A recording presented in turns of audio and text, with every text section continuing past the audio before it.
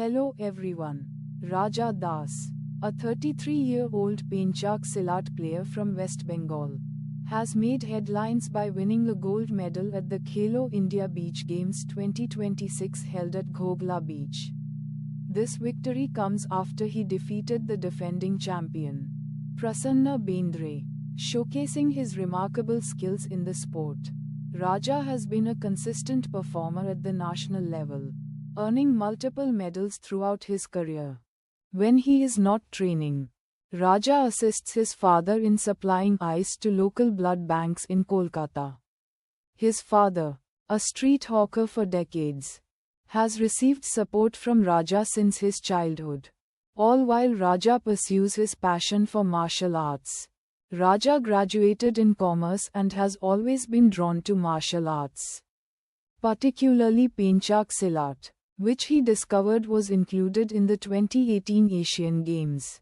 Raja began his training in 2017 and even traveled to Indonesia for advanced training ahead of the Asian Games. However, he faced setbacks, including the tragic loss of his younger brother in a train accident in 2018, which forced him to take on more responsibilities at home. Despite these challenges, Raja remains focused on his goals, stating that his family's support is a significant source of strength.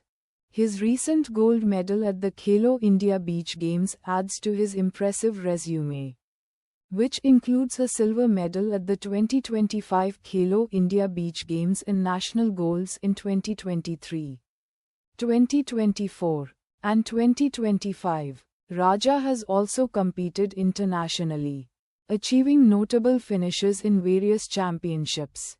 The gold medal in Diu serves as an important step in his preparation for the upcoming senior national championships, which will qualify athletes for the 2027 National Games.